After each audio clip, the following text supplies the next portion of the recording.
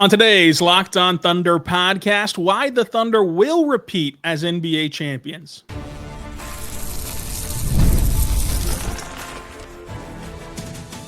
You are Locked On Thunder, your daily Oklahoma City Thunder podcast. Part of the Locked On Podcast Network, your team every day. Let's get it going on the Locked On Thunder podcast, on the Locked On Podcast Network, your team every day. I'm your host, me member, and beat writer for Thunder on SI, Rylan Stiles. Follow me on Twitter at Rylan_Stiles. Follow the show on Twitter at LO ThunderPod. On today's show, we're diving into why the Thunder will repeat as NBA champions in this parity era with Brandon Rahbar, DailyThunder.com, 1077, the franchise media luminary. Brandon Rahbar on the OKC Dream Team, where you can find both of us over there as well. Brandon, what a week it's been. Which usually a very uneventful week in August turned into a very eventful one as the Thunder saw their opening night game revealed with Kevin Durant back in town for ring night, and they're back on Christmas against the San Antonio Spurs. What was your feelings of both those things? A big deal in OKC to get back on Christmas, and then now you officially have the October 21st opening night game against Houston. You can ask John Hamm. We played pickup ball together. I'm not kidding, Rylan. Like 30 minutes before those dates were announced, those games were announced, and we were talking about they should be announced soon, the Christmas game and the opening night schedule. I said, I think Houston opening night, Katy and Oklahoma City as the Thunder get the rings would be the perfect matchup. And then on Christmas, it makes sense if it was Denver or if it was, it seemed like Denver, but but maybe the Spurs, because the NBA loves the Chet Wemby matchup and that rivalry. They're kind of trying to make it a thing, and I think it is a thing. About 30 minutes before it was announced, we had this conversation. And John texted me, he's like, it happened. So I thought it was perfect. I thought Houston opening night, as good as it gets. And then I think there's a few matchups that would have made sense on Christmas, but I like Chet and Wemby on Christmas. Yeah, Chet Wemby on Christmas is a lot of fun. And whenever you look at the big picture, I think the NBA nailed this. We had a podcast last week talking about ideal matchups for opening night, ideal matchups for Christmas Day. They used a lot of our suggestions, including the Houston Rockets playing OKC on opening night. You can go back and listen to yesterday's show where we dive into the schedule leak so far, the full schedule out on Thursday. But Brandon, we're here to talk about why the Thunder will win the NBA championship again. Last week, we talked about what could hinder them from repeating, but this week, it's all about how they can repeat and what improvements that they can make, even though they're not a team who has a new look roster like their counterparts in the West in Denver, like in Houston. They've got a lot of internal improvement on the horizon. Let's start with the parity era. I mean, you haven't even seen a defending champ make it out of the second round in the last 7 years, and we'll see if the Thunder can do that this year and at least get to the Western Conference Finals, if not go back to back, as we're going to talk about on today's show.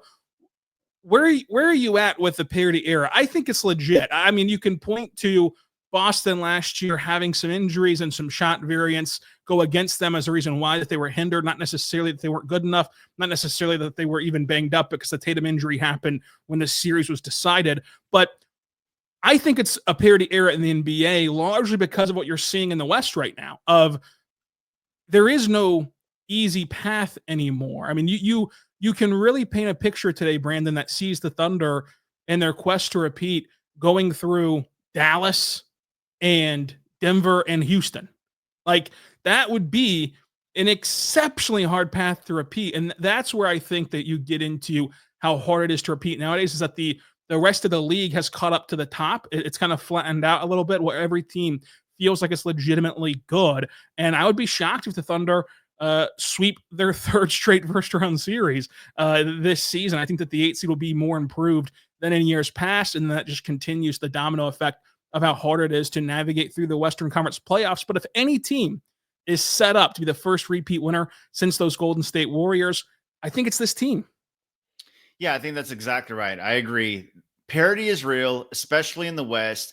Look, 14 out of the 15 teams in the West think that they're a playoff team, or at least a play-in team.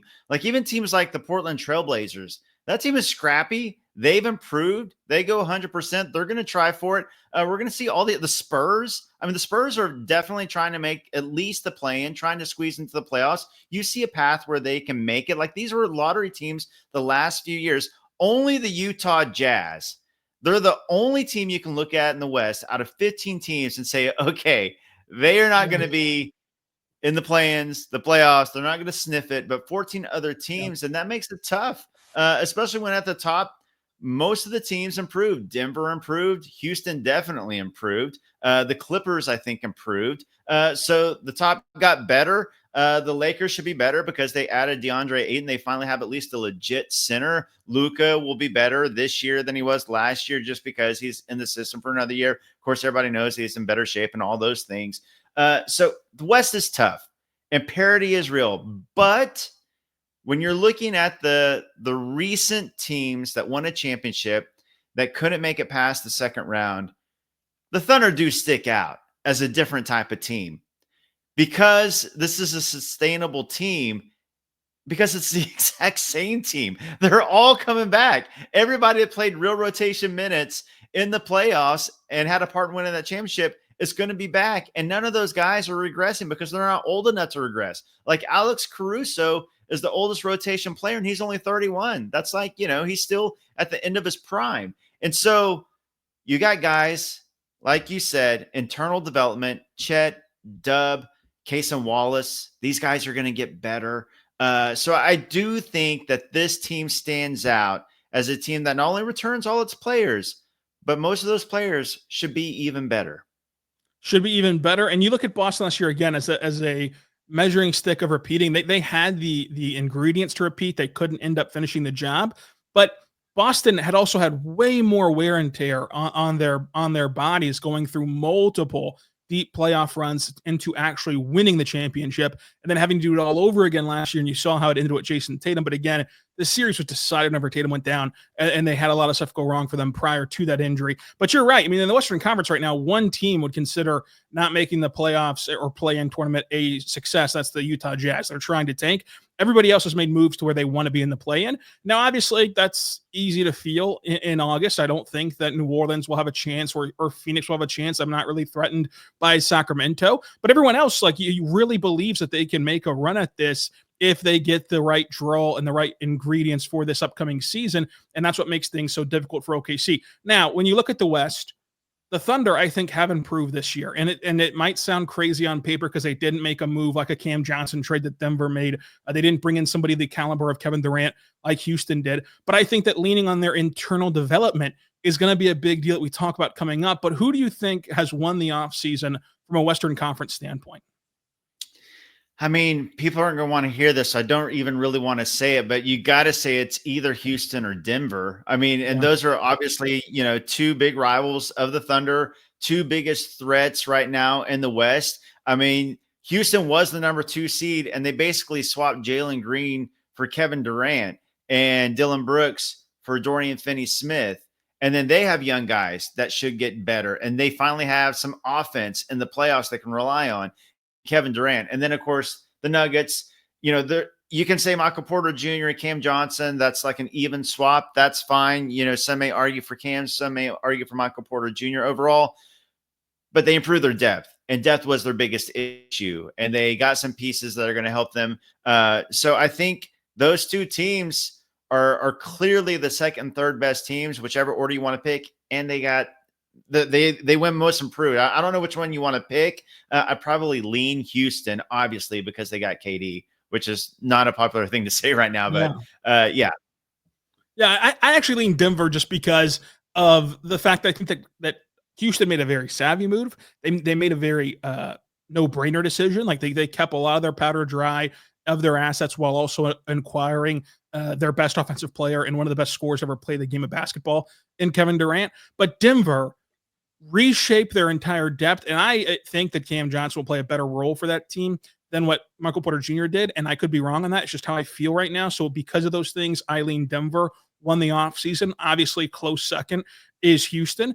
Houston did everything right. I just think that Denver's moves will be more impactful in totality for their roster. And Denver also, on top of that, has the best player in the world, Nikola Jokic, who like can single-handedly be a matchup nightmare and win this team series and win this team a championship, being flanked now by high-level rotational players that he was not flanked by a year ago. So I think that I would lean Denver on that scenario, but obviously it's those two teams, and they made the big blockbuster moves, but OKC didn't need blockbuster moves. They need internal development, and I think that they're going to get it and think that they're going to repeat as NBA champions.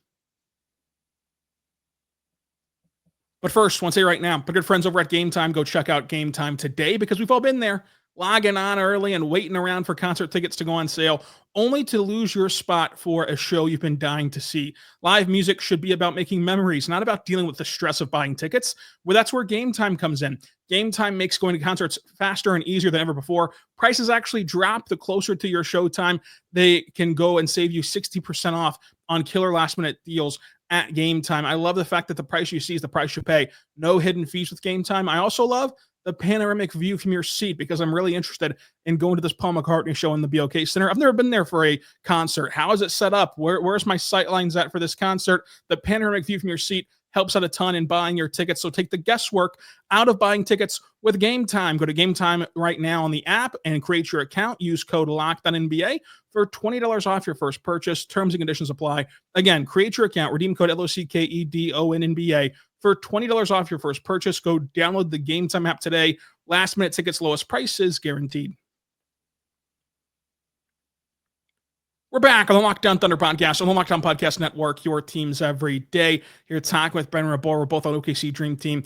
Brandon, when you look at this Western Conference, obviously going to be tough. It's the parity era, but at some point things will swing back and you'll see a team repeat as champions. Adam Silver's talked about this of like there's no law against repeating as champions, and the Thunder are going to be in line to do that, I think. When you look at this, obviously, you can't predict injuries, and injuries would be a big hindrance to any team.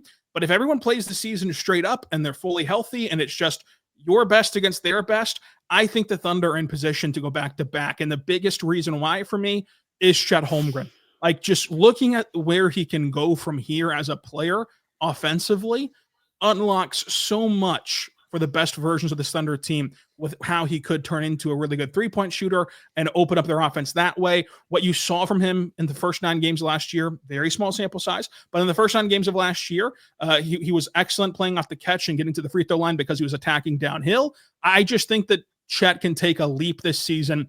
That is a bona fide like number 3 option on a title team. And let's just face it, like last year, his offense wasn't that, and you still won. Yeah, that's what's amazing about Chet's season when you look at it. Absolutely. Those first 9 games, he was tracking to be an all-star. He was tracking to be in a tight 1-2 race with Wemby for Defensive Player of the Year. Like, that's how great he was. And his defensive impact, even after he missed 3 months due to a hip fracture, was huge. Like, they do not win the NBA championship without Chet's defense. But as you said, his offense can get even better. He's going to have a whole off season of healing and recovering and truly getting closer to 100%. I think it's clear, he was still working his way back and was still the 3rd best player on a team that won a championship at 23 years old. Like, that's crazy. So his ceiling, he hasn't even like scratched the surface yet. He can get so much better. We've seen the flashes. We know what he can do. Like, he is a very good shooter. Even with the ups and downs and it being kind of a weird season, he still shot around 37% from 3 last year. The man can shoot. He can block shots. He can defend the rim. And we've seen his offense, his ability to create for himself, his ability to get his own shot. I think that Chet's leap could be very real and very big this season. Oh, yeah, J-Dub's going to get better too. So the Thunder's, 2nd and 3rd best players, I think both of those guys, if they stay healthy, can be all-stars. Like, the Thunder could legitimately have 3 all-stars if this team stays healthy and they win at the rate that they did last season. Yeah, I mean, you look at J-Dub, and I know that it sounds crazy on the surface because you look at what he did this season, right? He was an all-star. He was 3rd team All-NBA. He was on the all-defensive team. He dropped 40 points in the finals. But when you break down what he did in the playoffs, he had torn ligaments in his wrist and shot 30% from 3 because he had to rework his entire jump shot on the fly with a wrist that was flaring up on him almost every single game, and he still produced 30% from three and hit some big time threes. You think of the one in particular where he's yelling at his hand afterward because he was so relieved that it went in. And like, he's also going to shoot the ball better from three. And that's going to allow the Thunder's offense that a year ago stalled out at times in the half court and a year ago had to be bailed out by the historically great defense. That's going to allow the Thunder's offense to change, just those two guys being better. And we haven't even really dove into the weeds. We haven't really gotten into things that people would consider a stretch or things that people would consider kind of way too niche. Like, these are just two of your best players simply getting better from where they are right now without even being in their primes yet as such young players. That's the craziest thing when you look at the Thunder winning the title, is that their second and third best players were 24 and 23 years old, and neither of them were 100%. Jada playing with a torn ligament in his shooting wrist, and Chet playing just 3 months. He missed 3 months due to a hip fracture, an injury nobody in the NBA had ever had. He'd come back. He clearly wasn't 100%. And the Thunder, shot way below their season average from three collectively as a team. Like, all these guys, for the most part, can shoot better. So they won a title and beat Jokic and Anthony Edwards in the West on the way to playing the Pacers in the finals with their second, third guys, not 100%, and the team not shooting nearly as well as they potentially can from three. Like, you see paths where this team, a healthy team, a team that shoots a bit better in the playoffs, can be a juggernaut. I mean, shooting a bit better in the playoffs is like them just simply getting back to the playoffs, because to me, it's impossible for a team that has guys like Chet and J-Dub and Kaysen and Isaiah Joe, who have proven to you that they can shoot the ball at a high clip at the NBA level. It's impossible for that roster to turn in the 13th best out of 16 teams 3-point percentage in the playoffs. I mean, like, the odds and the averages and the shot variance and whatever blanket term you want to put on this feat, it just has to swing back in their direction at some point. And you would imagine that with more comfortability for those young guys, with obviously health for the main two of J-Dub and Chet, that they will shoot the ball better. And had they shot the ball better last playoffs, you're not in nearly as many dicey situations as you found yourself in. And one other thing, when it comes to playoffs, 2 of their 7 losses were on last second, like, game-winning shots by the opposing team, like in games that they had a huge lead and just kind of lost it there at the end. Like, there's all these like kind of crazy circumstances, where you can see improvements. Like, okay, if this game doesn't go that way there at the end, if they don't lose it, on a game-winning shot from Aaron Gordon or from Tyrese Halliburton, if they shoot a bit better, like their averages, if J-Dub was healthy, if Chet was healthy. I know there's always ifs for every team and things like that, but we're talking about improvement right now. Like, can this team be better? I think absolutely we can see this team be better in the playoffs. Yeah, I mean, like, you look at 2 of their losses and the reaction out of it was like blaming the Thunder for losing it and not crediting the opponent for winning it. Like, a lot of it was driven by the Thunder gave away a couple of games, and this team is too talented and too well coached to continue to do that. I don't think that that's a trend that will continue. What a trend I do think that will continue is them having historically great defense. Like, I think that their historically great defense will be something that allows them to thrive yet again this season. And so if you do get even incremental improvements from J-Dub and Chet, and even slight improvements from their role players from three when the lights are brightest, then you put together a real masterpiece of a run instead of a grinded out championship like you just got. So it's like then you have your cake and eat it too at that point. Yeah, that's exactly right. And we haven't even talked yet about Cason Wallace, is still 21 years old. I think that he can get much, much better. Like, he's a rotation player that I think is going to get some serious minutes.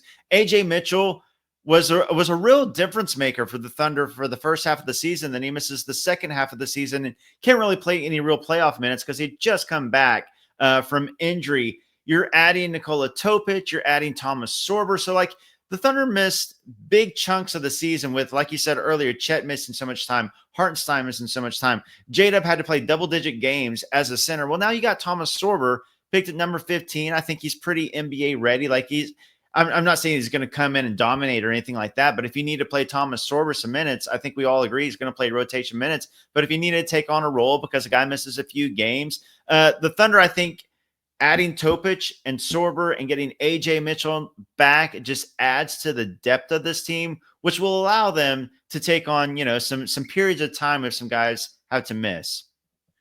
Coming up, I think that the Thunder have cured their big hindrance from last postseason. They've gotten better at those, and the rest of the league, even in the Parity era, can help OKC repeat as champions.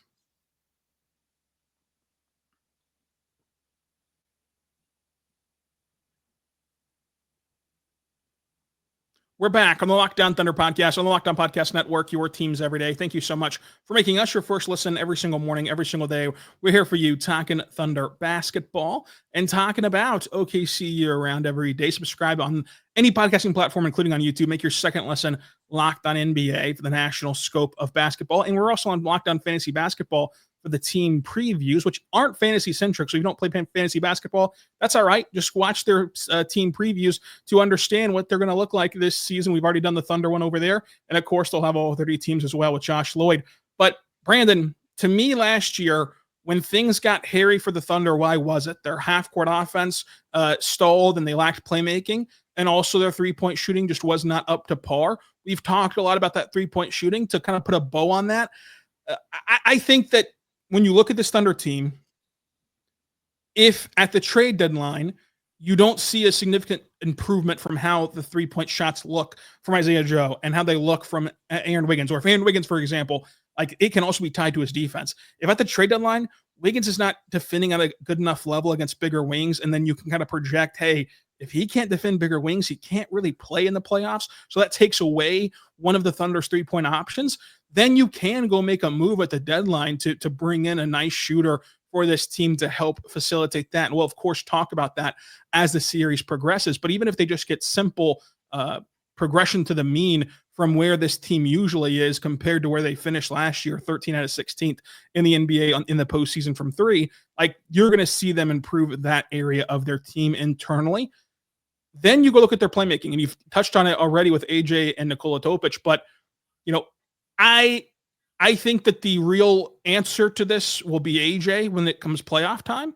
But I don't want to rule out Nikola Topic on August 11th right now. I don't want to rule him out in getting into this mix, because if his defense can come up to speed quickly with a very good developmental staff, especially defensively, that Oklahoma City possesses, they have two options now who can get them out of the mud and get them out of neutral, which they fell into way too much last postseason, especially half-court offensively. And Ajay in particular, before he suffered that toe injury, he was a really good defender by every metric. He also was a perfect complementary piece offensively, playing on the ball and off the ball, shooting 38% off the catch and getting to the rim and dishing the rock around. I just think that those two guys, whenever you sort through them and just pick one, Ajay or Nikola, like they're going to help this team a lot with one of their biggest shortcomings from a year ago.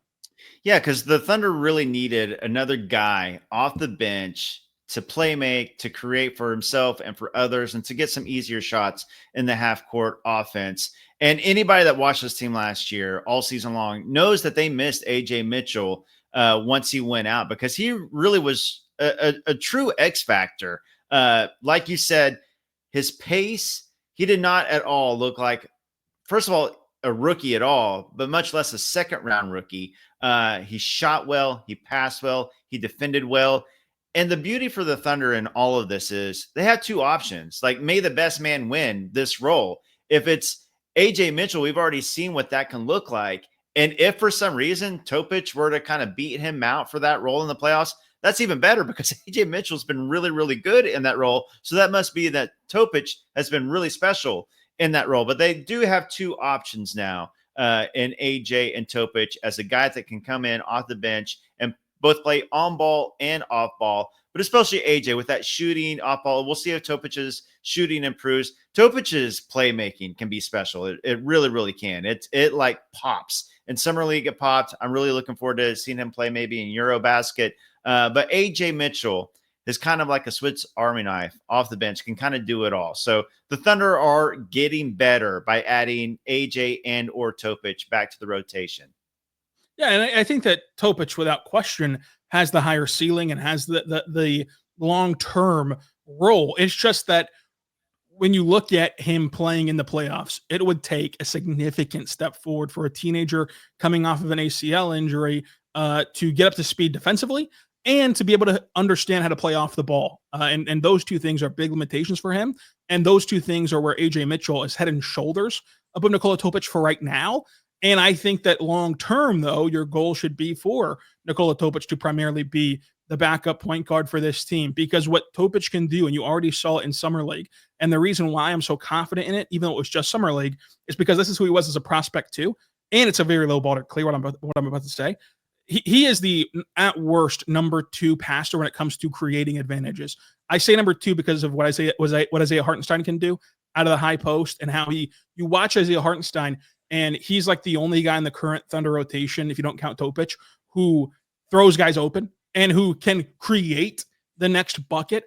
Everyone else on this team can pass. Like, they can make the right decision. They can make the right read and avoid turnovers. Like, you see Jacob's turnovers are very low. Shai's turnovers are very low, but they're a one read kind of guy. And Isaiah Hartenstein, he can whip the ball all over the court. Wherever you need the ball to go, he can put it there. And Nikola Topic showed that same thing as a prospect. He showed that same thing and that same skill in the Summer League, and he'll do it again in the NBA. The only thing holding back Nikola Topic is what happens whenever you move him off the ball, and what happens when you put him defensively in a very slowed down environment of the playoffs, where guys are calling you up to the ball every single time if you're a weak defender. To where for this season, I would lean toward AJ Mitchell. For the future, I would obviously lean towards Nikola Topic. So that was like their biggest hurdle to clear a year ago. And I think that internally they have their answer already, and that they have made the moves necessary to get better at that.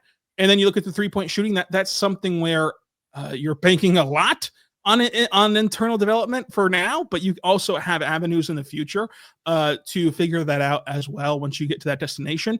But to me, what also helps OKC repeat as champions is that until proven otherwise, I just believe that they're robots. I mean, I believe that they are 0-0 robots.